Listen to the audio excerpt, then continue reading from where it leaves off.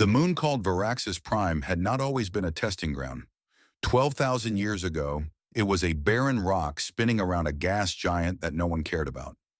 Then the Galactic Federation decided they needed a place to measure every species that reached the stars. They hollowed out the moon. They filled it with facilities that stretched for thousands of kilometers. They created the Crucible Protocol. Administrator Keth Rawl had worked at the facility for 63 years. His 6 limbs moved with practiced efficiency as he walked through the observation deck. Behind him, a group of young officials from various Federation worlds followed like students on their first day of school. The Crucible Protocol is simple in concept, Kethral said. His voice carried the dry tone of someone who had given this speech hundreds of times. Every species that achieves faster than light travel must send a representative for evaluation. We test them. We measure them. We classify them. A young Scythera raised her hand. Her scales shimmered blue in the artificial light. What exactly do the classifications mean? Kethral stopped at a massive window that overlooked the primary testing arena below. They determine everything. Laborers handle physical work across Federation worlds. Technicians maintain our infrastructure. Administrators manage systems and populations. He paused. And warriors receive military contracts, political influence, the highest status our society offers. How do you decide who becomes what? Another official asked.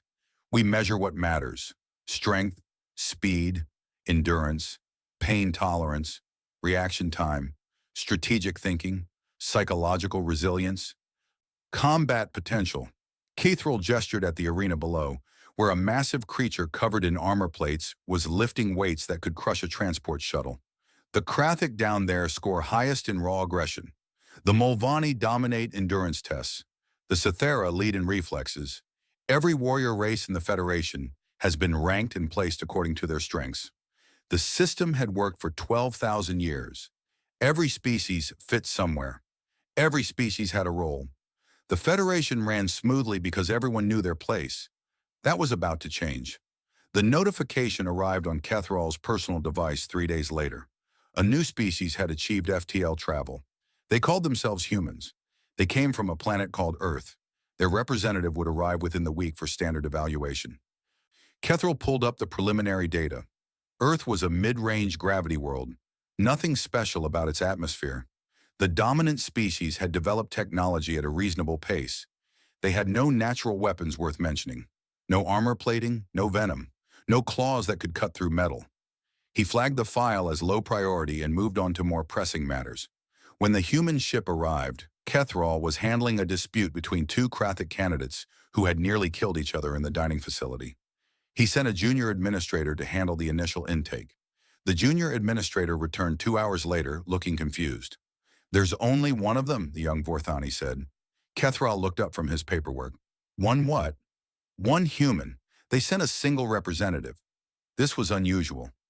Most species sent their finest warriors in groups of 5 or 10. They wanted to show off their best. They wanted multiple chances to score well. Sending one individual was either supreme confidence or complete ignorance of how the system worked. Bring them to the preliminary assessment chamber, Kethral said. The human who walked through his door was not impressive. She stood roughly average height for a bipedal species. Her skin was brown and smooth, lacking any protective covering. Her eyes were small compared to most predator species. Her hands ended in blunt fingers with small nails that couldn't cut paper, much less an enemy.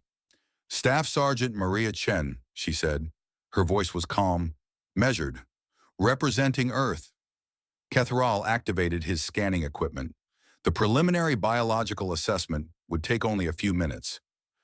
Please stand still. This won't hurt. The scanner hummed as it mapped her internal structure. Kethral watched the data scroll across his display.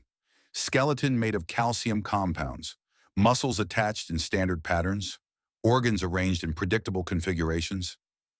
Nothing remarkable. Then the anomalies started appearing. Her cardiovascular system showed unusual redundancy. Her brain contained structures he couldn't immediately categorize. Her hormonal system seemed designed for rapid state changes that didn't match her baseline physiology. The scanner flagged dozens of minor oddities that didn't fit together into any pattern he recognized. Is something wrong? Maria Chen asked. Kethrall realized he had been staring at the display for too long. No, everything is standard. I will schedule your first test for tomorrow morning. She nodded and followed the escort to her quarters without further comment. That night, Kethrall reviewed the human data more carefully. The contradictions multiplied the longer he looked. Humans were omnivores, but their teeth and jaws could deliver a bite force comparable to some predator species. Their muscles were not exceptional in raw power, but they were remarkably efficient over long periods. Their nervous system seemed optimized for something, but he couldn't determine what. He pulled up Earth's evolutionary history from the Federation database. The file was thin. Earth had only recently been discovered, and detailed biological surveys hadn't been completed yet. What little information existed painted a strange picture. Humans had evolved on a planet that seemed determined to kill them. Ice ages that froze half the world. Volcanic events that blocked out the sun. Predators with claws and teeth that dwarfed human capabilities. Disease outbreaks that killed millions. And through all of it, humans had survived. More than survived. They had spread across every continent on their world. They had outlasted species far better equipped for survival. Kethrall made a note to observe the humans' test personally. Maria Chen arrived at the testing arena precisely on time the next morning. 46 other species representatives had gathered for this evaluation cycle. They represented the current crop of civilizations seeking Federation classification. The Krathic representative stood 3 meters tall. His armor plating could stop most projectile weapons. His claws had evolved to tear through metal. When he walked, the ground shook slightly under his mass. The Mulvaney contestant was even larger. 800 kilograms of dense muscle packed into a body built for endurance. Her species could march for days without rest. They had conquered their homeworld through sheer persistence. The Scythera candidate moved like water. Her scales shifted color as she walked, a display of emotional state, or perhaps a threat response. Her species could react to danger in milliseconds. Most other species couldn't even see their fastest movements. And then there was Maria Chen, the smallest biped in the arena, standing among giants with nothing but her standard-issue testing uniform and a calm expression that hadn't changed since she arrived. Several observers made quiet comments to each other. A few laughed. The betting pools, which were technically illegal but universally tolerated, had her ranked last among all candidates. Kethrall activated the arena's communication system. Welcome to the Crucible Protocol. Over the next 7 days, you will face a series of tests designed to measure your species' potential. Your performance will determine your civilization's classification within the Federation. Please proceed to Station 1 for strength assessment. The test began. Maria Chen lifted weights. She performed adequately. Her strength placed her in the lower third of candidates. The Krathic lifted 3 times what she managed. The Mulvaney lifted 4 times. Several observers lost interest in the human and focused on more promising candidates. Kethrall watched the human carefully. She didn't seem disappointed by her results. She didn't seem worried about how she compared to others. She simply completed each task, recorded her scores, and moved to the next station. Speed testing went similarly. Reaction time was average. Flexibility was above average but not remarkable. By the end of the first day, Maria Chen had established herself as thoroughly unremarkable across every physical metric. The junior administrator approached Kethrall during the evening meal break. Should we recommend the human for laborer classification? Her scores suggest she won't qualify for anything higher. Kethrall considered the question. Standard procedure said yes. Her numbers were clear, but something kept him from signing the recommendation. Wait for the endurance test tomorrow, he said. Something about her biology doesn't make sense. I want to see how she performs over extended periods. The junior administrator shrugged and returned to his station. That night, Kethrall reviewed the first day's recordings. He watched Maria Chen perform each test. He noticed something that hadn't registered during the live observations. She never pushed herself fully. During strength tests, her heart rate stayed well below maximum. During speed trials, her breathing remained controlled. Even during flexibility assessments, she moved with careful precision rather than straining for maximum range. It was subtle. Anyone not looking for it would miss it entirely. But Maria Chen had held back. Through every test, she had deliberately performed below her actual capacity. The question was why? Kethril pulled up her file again. He read through the intake documentation. Staff Sergeant. A military rank from Earth. Her government had selected her through a process they declined to explain. She had arrived alone, without support staff or advisors. He looked at the human's quarters on the security feed. She sat on her bed reading something on a small device. Her expression was peaceful, focused, like someone preparing for an event she had trained for all her life. Kethril realized he had underestimated this species. The thought made him uncomfortable. In 63 years, he had never misjudged a candidate's potential so badly. Tomorrow's endurance test would reveal the truth. Either the human would perform as her first-day scores suggested, or she would show what she had been hiding. Kethril found himself looking forward to finding out. For the first time in decades, the Crucible Protocol had given him something unexpected. He hoped the Federation was ready for what they might discover. The endurance phase began at dawn. Kethril had positioned himself at the primary observation station. He wanted to watch every moment of what came next. The other administrators thought he was wasting his time. The human had already proven herself unremarkable. Why focus on a candidate destined for laborer classification? They would understand soon enough. 47 candidates gathered in the endurance arena. The space was massive. Running tracks stretched for kilometers. Climbing walls rose toward the distant ceiling. Swimming pools contained water at various temperatures. The test was simple in concept. Run, climb, swim, keep moving. The last one standing scored highest. The Krathic representative cracked his armored knuckles. His species dominated short-burst combat. They could deliver devastating attacks in seconds, but endurance was not their strength. Everyone knew he would not last long. The Mulvaney representative stretched her massive limbs.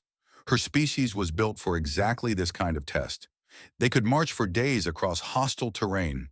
They had conquered their homeworld through persistence. She was the heavy favorite to win.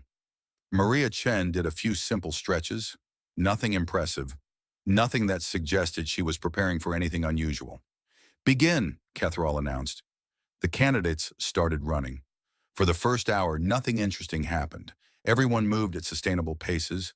The Mulvaney set a steady rhythm that her body could maintain for days. The Krathic started fast but was already beginning to slow. Maria Chen ran in the middle of the pack, neither leading nor falling behind. At the 2-hour mark, the first candidates dropped out. Two species with high explosive power but low stamina. They had pushed too hard too early. Their handlers helped them to recovery stations. At 4 hours, the Krathic representative collapsed. His massive body simply stopped responding. The armor plating that made him so formidable in combat was now dead weight his muscles couldn't carry. He had to be lifted by 3 medical staff and taken for treatment. Kethril checked Maria Chen's readings. Her heart rate was elevated but steady. Her breathing was controlled. She showed no signs of significant stress. At 6 hours, the Sithara candidate stopped. Her species relied on speed, not stamina. Her fast-twitch muscles had burned through their fuel reserves. She walked to the sidelines without complaint, knowing she had performed as expected. More candidates dropped at the 8-hour mark. Then the 10-hour mark. The field thinned steadily as species hit their natural limits. At 12 hours, something changed. Only 5 candidates remained. The Mulvaney, of course, a species called the Torvak that resembled moving mountains of flesh, 2 insectoid species with efficient metabolisms, and Maria Chen. The observers began paying attention to the human again. "How is she still running?" the junior administrator asked. Kethril watched the human's biometric readings. Her body was experiencing significant stress now. Lactic acid was building in her muscles. Her energy reserves were depleting. By every measure, she should be slowing down. She was speeding up. At the 15-hour mark, the 2 insectoid candidates dropped simultaneously. Their chitinous bodies simply could not generate enough heat to maintain activity. At 18 hours, the Torvak fell. The massive creature had consumed its internal reserves and entered a state of hibernation. It would sleep for days while its body recovered. Only the Mulvaney and Maria Chen remained. The Mulvaney increased her pace. This was her moment. Her species had been bred for exactly this test. She would prove her superiority and secure warrior classification for her people. Maria Chen matched her pace. The Mulvaney pushed harder. Her breathing became labored. Her heart rate spiked, but she refused to let this small creature outlast her. Maria Chen stayed beside her. 20 hours passed. 22, 24. The Mulvaney's body began showing signs of serious distress. Her temperature rose dangerously. Her heart rhythm became irregular. The medical staff hovered nearby, ready to intervene. At 26 hours, the Mulvaney stumbled. She tried to catch herself. Her legs refused to respond. She collapsed in a heap of exhausted muscle and was immediately surrounded by medical staff. Maria Chen kept running. Catherall stared at his display. The human's body was consuming itself now. Her muscles were breaking down their own proteins for fuel. Her organs were showing signs of stress that would require medical attention. But she showed no intention of stopping. "End the test," he ordered. "Sir?" the junior administrator asked. "End it now. She won't stop on her own?" They had to physically block Maria Chen's path to make her stop running. Even then, she tried to go around them.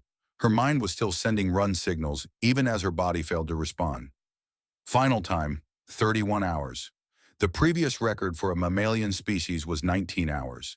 The medical team rushed Maria Chen to the recovery ward. They stabilized her vitals, replaced her fluids, and began treating the micro-damage throughout her body.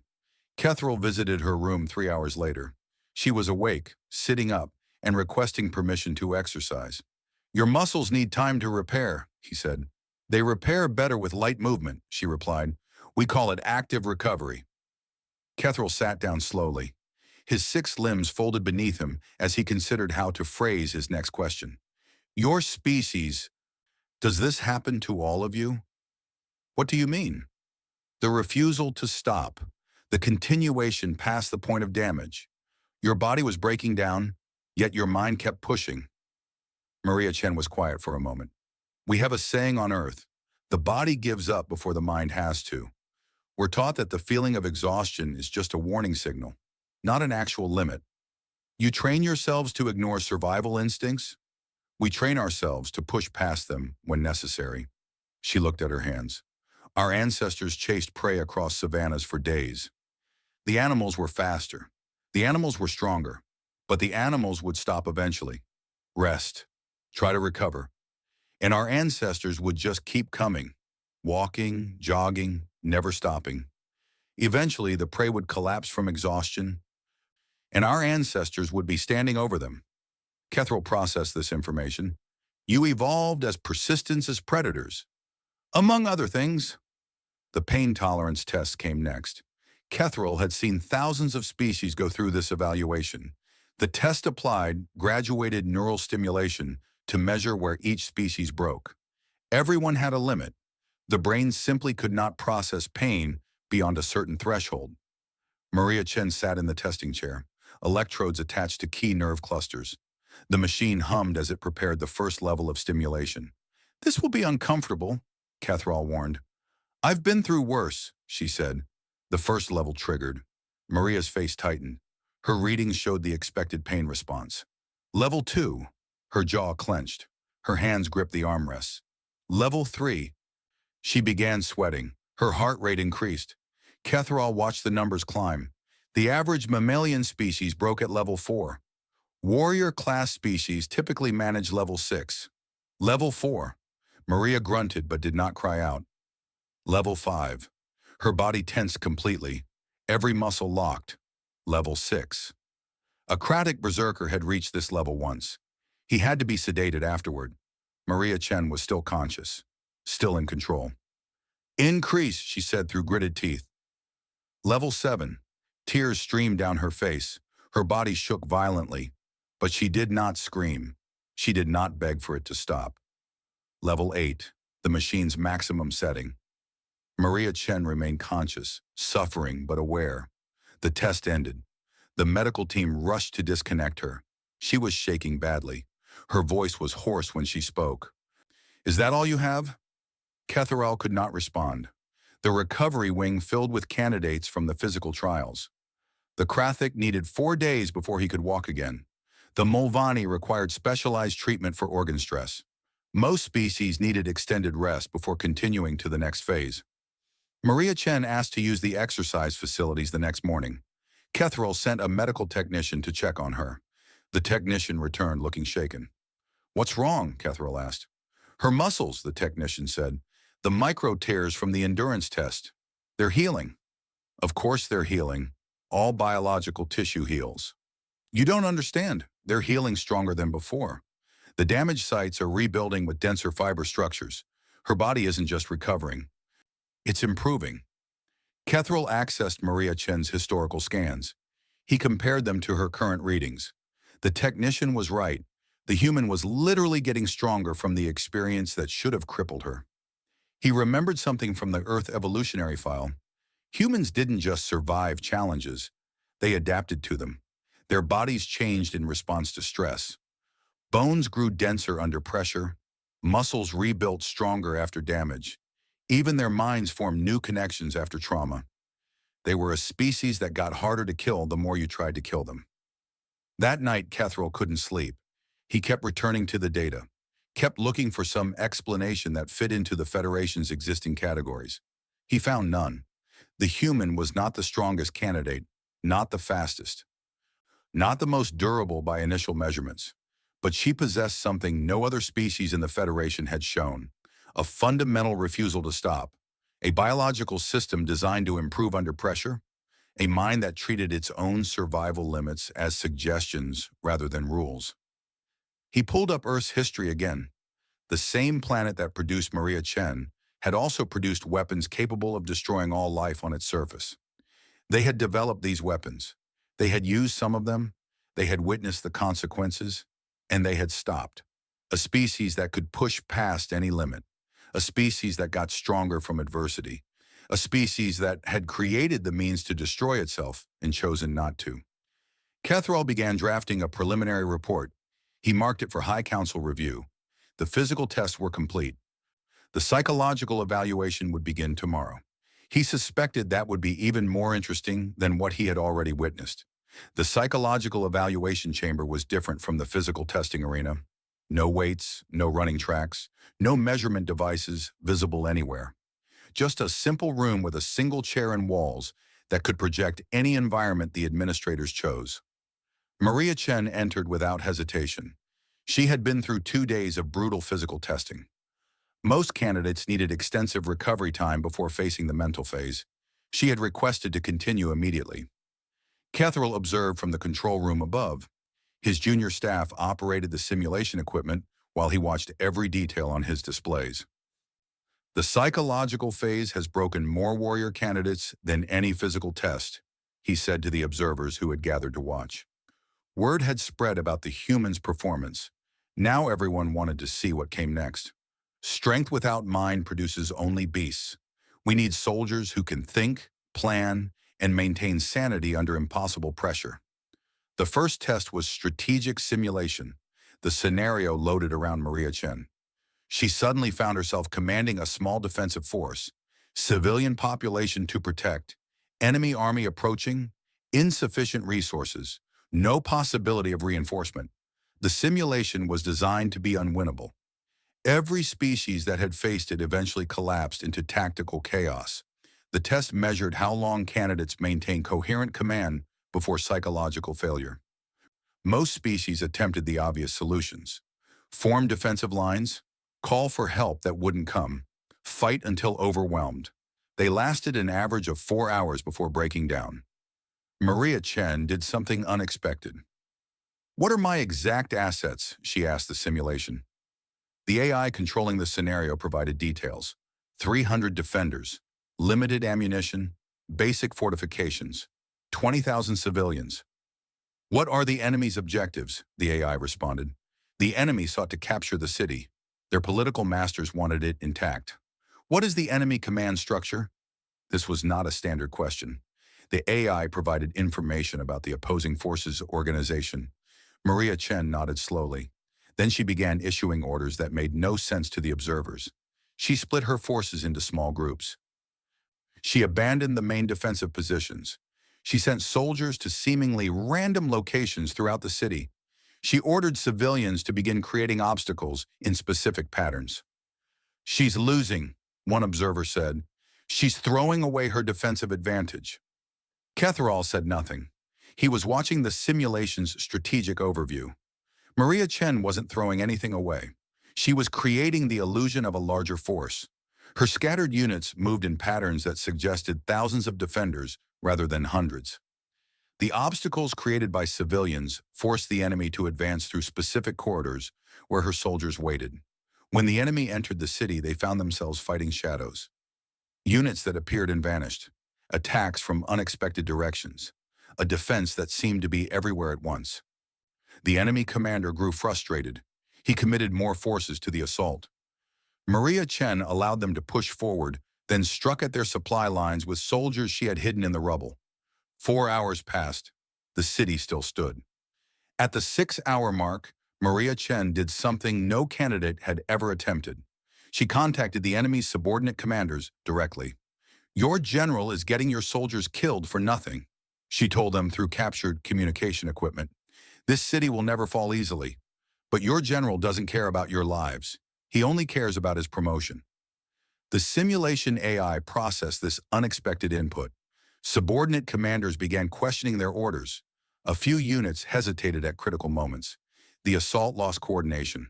By the 12-hour mark, the enemy army was experiencing internal conflict.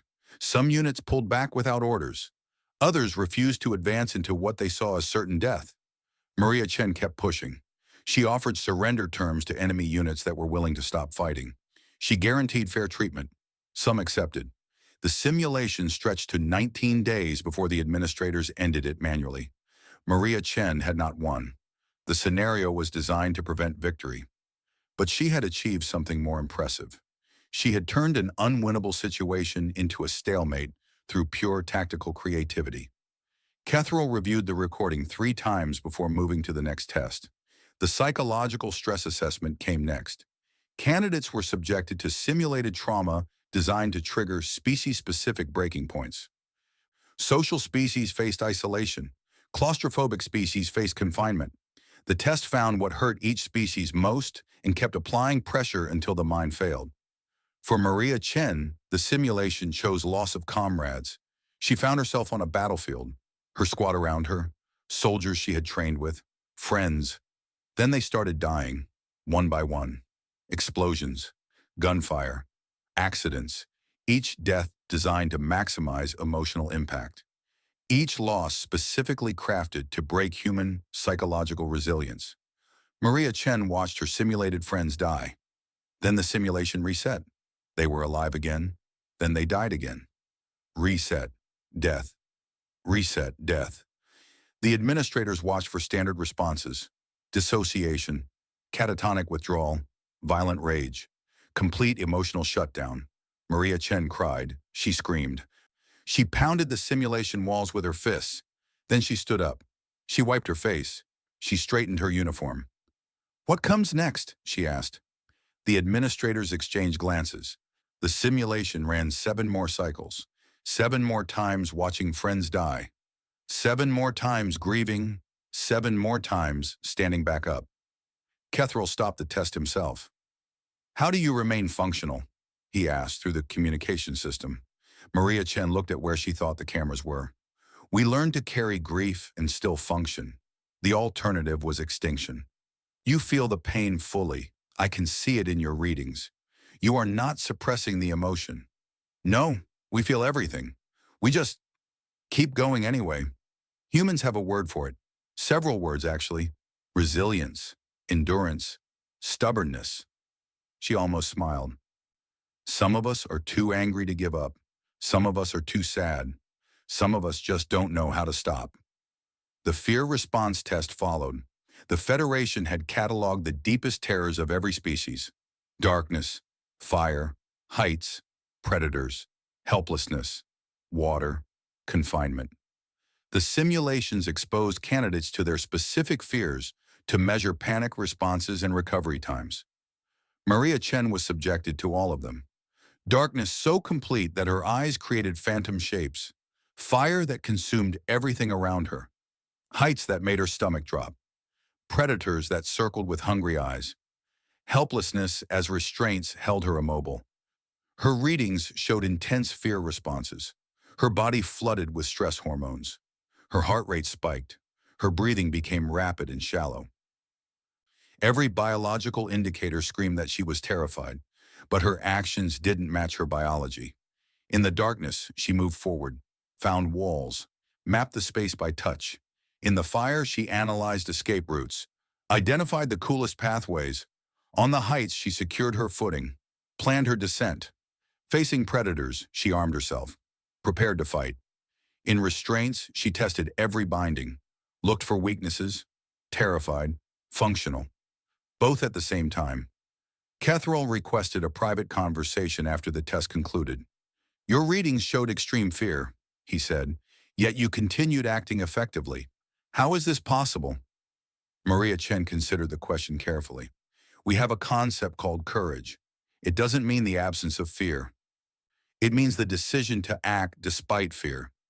You choose to override your survival instincts, sometimes when something matters more than our own safety." She paused. "Fear exists to protect us, but sometimes protection isn't the goal. Sometimes the goal is protecting others, or completing a mission, or just refusing to let the fear win." This seems contradictory. Humans are full of contradictions. We're afraid of death, but will sacrifice ourselves for others. We're afraid of pain, but will endure it for what we believe in. We're afraid of failure, but keep trying anyway. She looked at him with those small human eyes. Fear is information. It tells us what's dangerous, but it doesn't get to make our decisions for us. That night, Catherall submitted his preliminary report to the High Council. His superiors demanded he rerun the tests. They suspected equipment malfunction, some kind of error that had produced impossible results. He reran every test. The results held. The High Council requested a private briefing.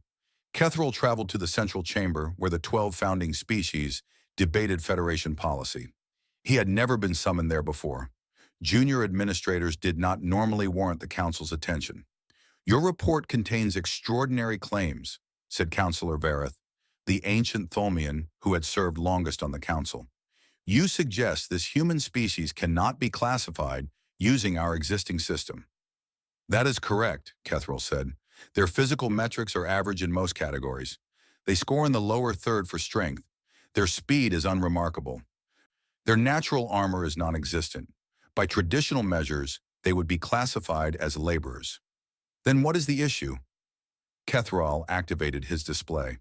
The Council watched Maria Chen's test recordings. "The issue is that traditional measures don't capture what makes them dangerous. Their endurance is unprecedented. Their pain tolerance exceeds our equipment's maximum settings. Their psychological resilience allows them to function effectively while experiencing emotional states that would incapacitate other species." He showed them the strategic simulation, the fear response tests, the recovery data showing her body improving from damage. "Most importantly," he continued, "they possess something we have never documented before, a trait we have no classification for, which is," Catherall chose his words carefully, "they can choose to override their own survival instincts, not through chemical suppression or biological modification, through pure will. They feel fear and act anyway. They feel pain and continue anyway. They face impossible odds and refuse to surrender." The Council was silent. "This makes them dangerous," Catherall concluded, "not because of any single capability, because they can push past any limit we set, because they improve under pressure, because they have already faced extinction multiple times in their history and refuse to accept it." Councillor Vareth leaned forward. "What do you recommend?" Catherall had thought about this question for days. "I recommend we observe the final test before making any decisions. But I also recommend the Council prepare for the possibility that our classification system is insufficient for this species." "Insufficient how?" "We designed the Crucible Protocol to measure what species are: physical capabilities, mental capacities, behavioral patterns." He looked at the frozen image of Maria Chen on his display. "Humans may require us to measure something different, not what they are, but what they choose to become." The Council dismissed him with orders to continue observation and report daily. Catherall returned to Varaxis Prime, wondering what the final test would reveal. He suspected it would be the most important result in the history of the Crucible Protocol. Word traveled fast through the testing facility. The human representative had done something unusual. The human representative had done something unprecedented. The human representative had broken records that had stood for thousands of years. By the fifth day of testing, Maria Chen had become an object of fascination. The other candidates watched her in the common areas. They studied her movements. They tried to understand what they were seeing. A creature smaller than most of them, weaker by all initial measurements, yet somehow still standing when warriors twice her size had collapsed. The Krathic representative approached her during the evening meal period. His name was Thrak. His species had held the top ranking in combat classifications for 300 years. His personal scores had exceeded every other Krathic candidate in the current cycle. His armor plating had been polished until it gleamed. His claws had been sharpened to molecular edges. He was everything a warrior was supposed to be, and he wanted to understand the human who had outperformed him. "You!" His voice rumbled through the dining hall. Other candidates turned to watch. "Human, I wish to speak with you." Maria Chen looked up from her meal. "Sure, have a seat." Thrak had not expected casual acceptance.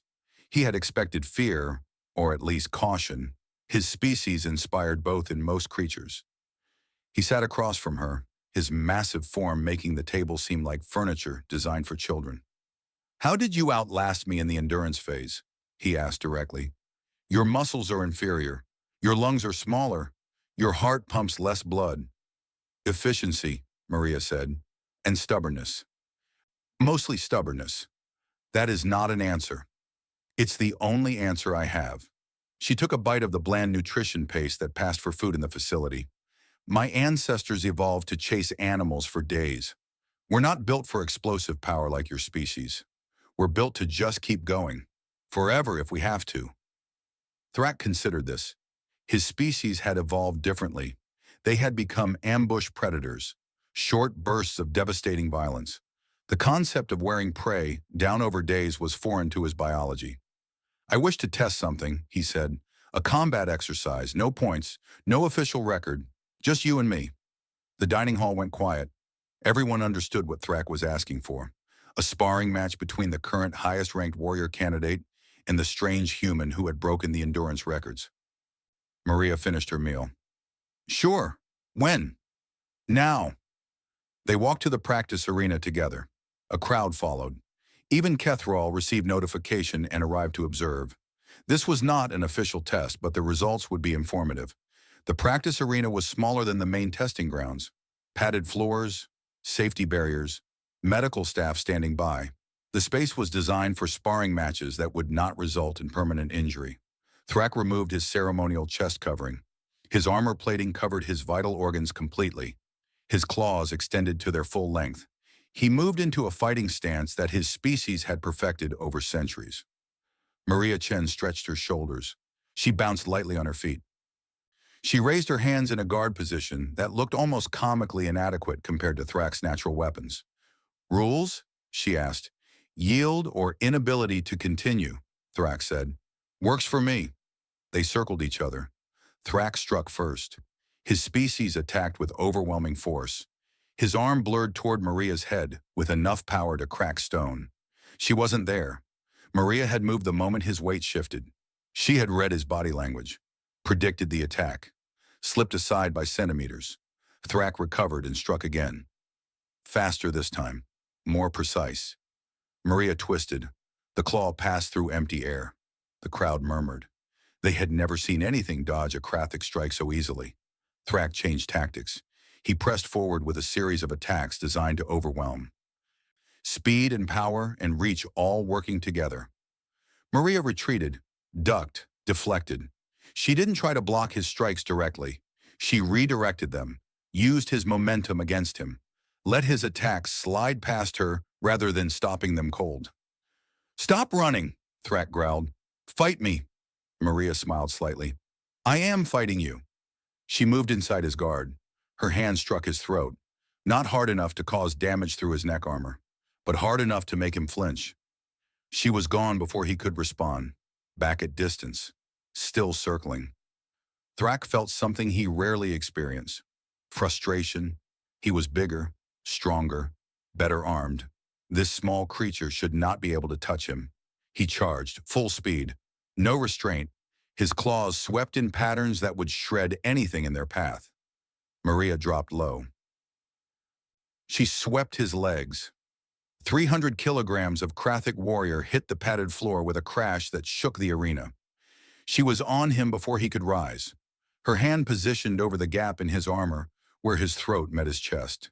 The only vulnerable point on a Krathic's front. A killing blow if she had a weapon. Yield? She asked quietly. The arena was silent. Thrax stared up at the small creature that had somehow put him on the ground. His training told him to keep fighting.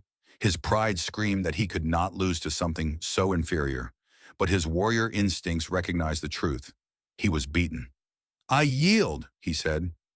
Maria stepped back. She offered him a hand. He stared at it for a moment, then accepted. She helped pull him to his feet. "Good match," she said. "Your speed is incredible. If you hadn't telegraphed your attacks, I wouldn't have been able to dodge." Thrak processed her words. She was offering him tactical feedback, teaching him, after defeating him. "Your fighting style," he said, "I have never seen anything like it. It's designed for situations like this, when you're smaller and weaker than your opponent." Maria stretched her arms. "Humans developed many martial arts over our history. Most of them were created by people who couldn't rely on superior strength. They had to be smarter, more efficient, better at using an enemy's power against them. You evolved to fight opponents larger than yourselves. We evolved to survive. Fighting was part of that. Not just fighting other species, fighting each other." She saw his expression change. "Humans spent most of our history at war with ourselves. We developed combat into a science, strategy, tactics, weapons. We got very good at killing." Thrak understood something then. The human was not dangerous because of any single ability. She was dangerous because her species had refined violence into an art form over thousands of years. They had learned to overcome every disadvantage. They had developed techniques for defeating stronger opponents, faster opponents, more numerous opponents. And they had survived. "I would learn from you," Thrak said, "if you would teach." Maria looked surprised. "I'm not a master, just a soldier. Among my people, a soldier who defeats a superior opponent is worth learning from. You defeated me, I would know how." Word spread quickly. The Krathic representative had challenged the human to single combat. The Krathic representative had lost. The human had offered to teach him. By the next day, 3 more candidates had approached Maria for training. A Sithara who wanted to learn human tactical thinking. A Mulvani who wanted to understand human endurance techniques. A small mammalian species called the Virathi who had never qualified for warrior classification but hoped to improve their ranking. Maria taught them what she could. She explained the principles behind human combat. Economy of motion, using leverage instead of strength, reading body language, controlling the pace of engagement. Kethral observed these informal sessions. He noted that Maria never held back information. She taught willingly. She helped other species improve. This behavior did not match the Federation's understanding of warrior species. He pulled up historical records. Every warrior race in Federation history had guarded their combat techniques jealously. Secrets were power. Sharing them weakened your species' competitive advantage. Humans apparently did not think this way. He scheduled a private interview with Maria Chen. "Why do you teach them?" he asked. "These species will compete against humanity for resources, for status, for contracts. Every technique you share makes them more dangerous to your own people." Maria considered the question. "That's one way to look at it. Here's another way. Every species I help becomes more capable, more competent, better at defending themselves and others. If we ever have to work together against a common enemy, I want allies who can actually fight. You assume cooperation rather than competition. I assume both. Humans compete and cooperate. Sometimes with the same people. It depends on the situation." She leaned back in her chair. "Let me ask you something. In 12,000 years of testing warrior species, how many of them have worked together effectively across species lines?" Kethral accessed his records. Effective multi-species military cooperation is rare. Different biologies, different communication methods, different tactical doctrines. Mixed units typically perform at 70% efficiency compared to single-species formations. And you don't see that as a problem? It is the natural result of species differences. Maria shook her head slowly. It's the natural result of species not bothering to understand each other. The differences exist, but they can be overcome. Humans have proven that. We have hundreds of cultures on our homeworld. Different languages, different customs, different ways of fighting. We learn to work together anyway. Kethrall felt something shift in his understanding. You view other species as potential allies rather than rivals. I view everyone as a potential ally or a potential enemy. The choice depends on them as much as us. She met his gaze. Humans would prefer friends. We've learned that alliances make everyone stronger, but we're also prepared for the alternative. The final test came the next day. The Crucible Protocol concluded with an evaluation that the Federation kept secret. Candidates were placed in scenarios where they held complete power over helpless enemies. The test measured what species did when nothing restrained them. Most warrior races failed this test in predictable ways. Maria Chen found herself commanding a detention facility. Her prisoners were soldiers from an enemy force that had killed many of her simulated comrades. She had absolute authority. No oversight. No rules. The simulation watched to see what she would do. She established medical care for the wounded prisoners. She ensured adequate food and water for all of them. She separated the dangerous ones from those who had simply followed orders. She treated them with basic dignity. A simulated subordinate suggested rougher treatment, revenge for fallen friends. Maria relieved him of duty immediately. They're prisoners of war, she said. That means they have rights. Our rights. Not rights we give them because they deserve it. Rights we give them because of what we are. Kethrall watched the entire scenario. He had seen hundreds of species face this test. He had seen compassionate species become cruel when given power. He had seen disciplined species lose control when no one was watching. He had never seen a warrior species deliberately limit its own conduct. Why show mercy? He asked afterward. They killed your people. In the simulation, they killed your friends. And they're still people, Maria said. Enemies, yes, but people. Humans learned something important in our history. How you treat the helpless says more about you than how you treat equals. Cruelty to prisoners doesn't bring back the dead. It just makes you someone who tortures prisoners. Other warrior species do not share this philosophy. Other warrior species haven't had to rebuild after the wars we've fought. Her voice was quiet. We've done terrible things. Humans have committed atrocities that still haunt us, but we've also tried to learn from them. We created rules for war, conventions for treating prisoners, laws that limit what we can do even when we're winning. Not because we're weak, because we're strong enough to choose restraint. Kethrall understood then what made humans truly different. They had power and chose not to use it. They had the capacity for tremendous violence and deliberately limited themselves. They were dangerous not because they lacked morality, but because they possessed it despite every evolutionary pressure to abandon it. He completed his final report that night. The Federation was about to meet a species unlike any they had classified before. He hoped they were ready for what that would mean. The High Council chamber had not seen a full emergency session in 47 years. The last time, a previously unknown species had emerged from a dead zone of space with technology that threatened Federation stability.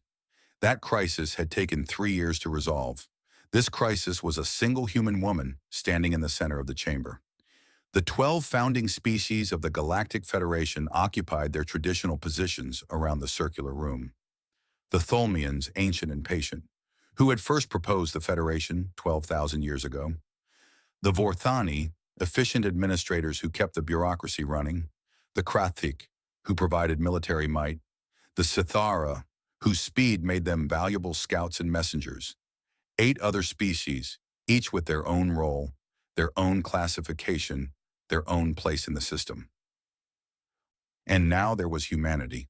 Counselor Varath spoke first. His voice carried the weight of someone who had guided Federation policy for 6 centuries.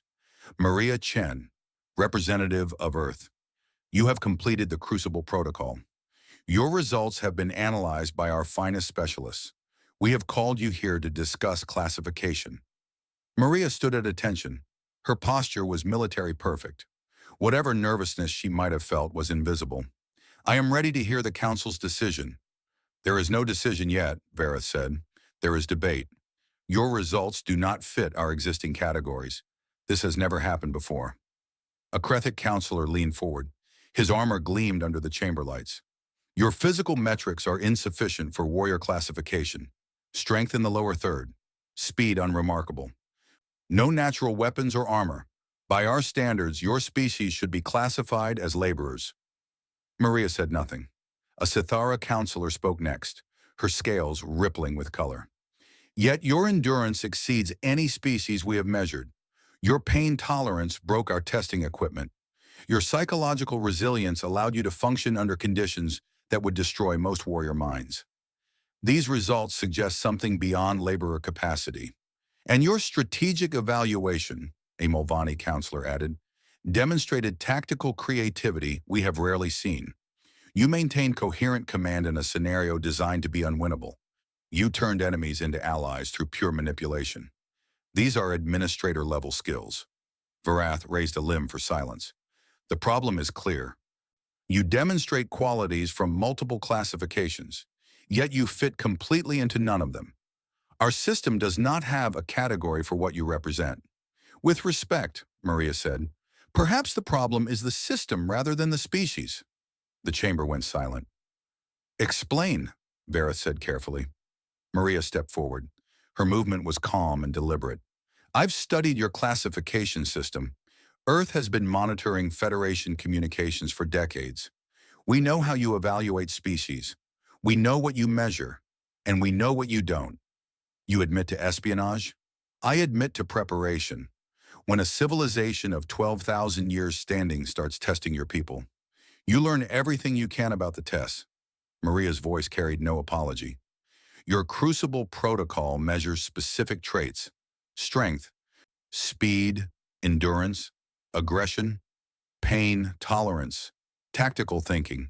You assign species to categories based on where they excel.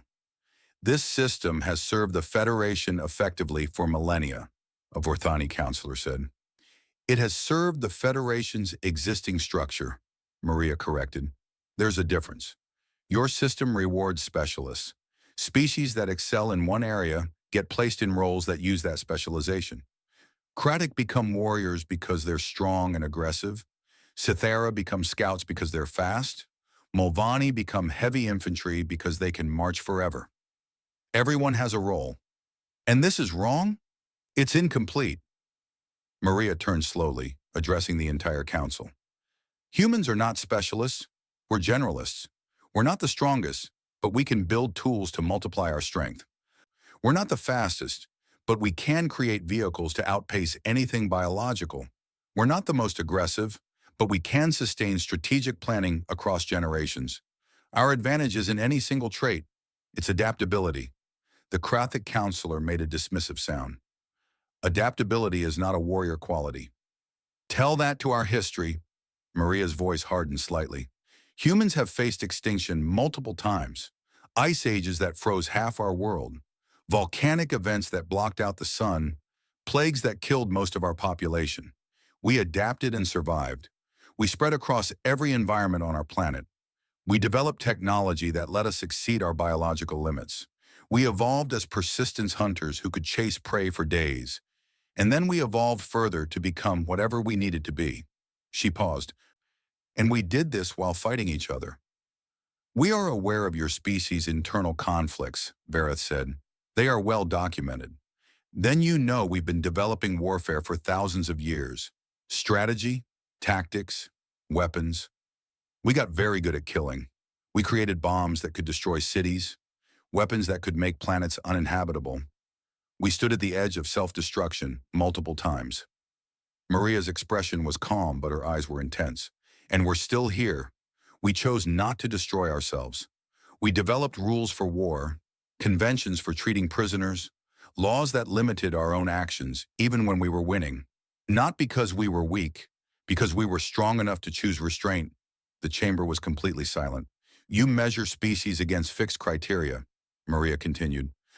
This rewards what species are, but you don't measure what species choose to be. You don't account for growth. for change, for the decision to limit your own power. She looked at each counselor in turn. Humans are dangerous not because of any single capability. We're dangerous because we can become whatever a situation requires.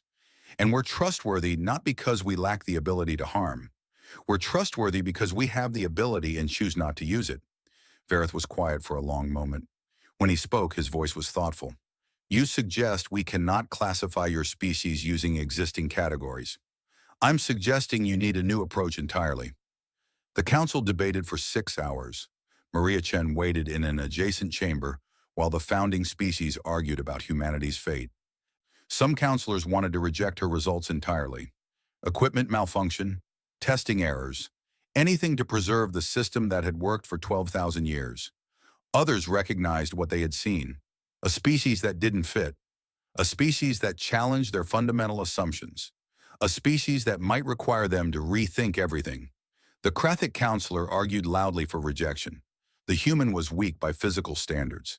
Admitting otherwise would undermine Krathic dominance in the warrior classification. The Tholmians listened patiently. They had founded the Federation. They had seen species come and go. They remembered why the classification system existed in the first place. We built this system to organize, Varath said finally, to create order from the chaos of species competing for resources and status. The categories gave everyone a place, a role, a purpose. And it worked, another Tholmian added. For 12,000 years, stability, peace, progress. But the system assumed something, Varath continued. It assumed species could be defined by what they were at the moment of testing. It assumed they would remain constant, that their strengths and weaknesses would stay fixed. He paused. The human demonstrates that assumption may be flawed. What do you propose? The Krathic counselor demanded. Varath was silent for a long moment. I propose we acknowledge our limitations. We cannot classify humanity using existing categories because humanity does not fit existing categories. We can either force them into a framework that doesn't suit them, or we can create something new. A new classification? A new approach. Varath looked around the chamber. We call the human back, we explain our situation honestly, and we ask her what humanity wants to become. Maria Chen returned to the council chamber. We have reached a decision, Varath announced. But first we have a question. Your species is new to faster-than-light travel, new to the larger galaxy, new to the Federation. What does humanity want from us? Maria considered the question carefully. We want what any species wants: safety, prosperity, a chance to grow and explore, room to develop our potential. And what are you willing to give in return? Cooperation, honesty, the benefits of our adaptability. She paused. And restraint. We have the capacity for tremendous violence. We would rather channel that capacity toward mutual defense than conflict. Many species have promised cooperation. Few have delivered. Then watch us. Let our actions prove our words. Maria's voice was steady. Humans don't expect trust. We expect to earn it. That's how we operate. We know we're new. We know our reputation is unestablished. Give us opportunities to demonstrate what we offer. Judge us by our results. Varath nodded slowly. The Council has decided that humanity cannot receive a standard classification. Your results exceed our categories in some areas and fall short in others. No existing designation fits. What does that mean for Earth? It means you will be designated as something new. Adaptive generalists. This category has no preset role or limitations. You will be allowed to find your own place in Federation society, to develop your own relationships, to prove yourselves through action rather than test scores. Maria absorbed this. That's more freedom than most species receive. It is, Varath acknowledged. Some counselors argued against it. They believe unconstrained humanity might become a threat. Others argued that constraining humanity might make you one. He leaned forward. We chose to give you the chance to show us who you will be. Do not make us regret it. We won't. The formal ceremony was brief. Documentation filed. Classifications recorded. Humanity officially entered the Galactic Federation as its first adaptive generalist species. Kethral met Maria Chen at the transport bay afterward. She was preparing to return to Earth with the Council's decision. In 400 evaluations, he said, I never questioned the system. You made me question everything. Maria smiled slightly. That wasn't my intention. Perhaps not, but it was the result. He watched her for a moment. I must ask, will humanity be a threat to the Federation? That depends entirely on how the Federation treats us. Maria's voice was honest. We're capable of tremendous cooperation. We're also capable of tremendous destruction. We prefer building to fighting. We prefer friends to enemies. But we won't accept being classified as inferior or expendable. Many species have made similar claims. Many species haven't survived what we've survived. Maria turned to face him fully. Humans endured ice ages, plagues, wars that nearly destroyed us. We're still here because we refused to give up. We adapted. We changed. We became whatever we needed to be. Her expression was serious. If the Federation treats us with respect, we'll be the best allies they've ever had. If they treat us with contempt, they'll discover why we're still here when so many other species aren't. Kethril nodded slowly. He understood now why humans had passed the final test. A species capable of limiting its own power was more trustworthy than one that simply lacked power. Humanity had demonstrated both capability and restraint, both strength and wisdom. I believe you will be valuable members of the Federation, he said. We intend to be. Maria extended her hand, human greeting gesture. Kethril had learned about it. He extended one of his limbs and grasped her hand briefly. Safe travels, he said. Thank you for everything. Maria released his hand. The tests were brutal, but fair. You measured what you knew how to measure. You acknowledged when your measurements fell short. That takes integrity. She walked toward her ship. Kethril watched her go. A single human, average by physical standards, unremarkable in most individual metrics. Yet somehow she had changed everything the Federation understood about classifying species. He returned to his office and began drafting new protocols. The Crucible Protocol had served the Federation for 12,000 years. It had measured strength, speed, endurance, aggression. Perhaps it was time to start measuring other things. Choice, restraint, adaptation, growth. The Federation had spent millennia measuring what species were. Kethril suspected the future would require them to measure what species chose to become. And humanity had just shown them that the choices mattered more than the measurements. Far away, Maria Chen's ship accelerated toward Earth. She opened a communication channel and transmitted her report. It was simple and direct. The Federation has systems. Humanity has potential. The two are about to meet. Prepare for interesting times. The transmission ended.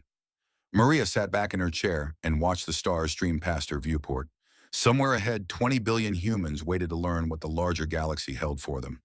They were about to find out.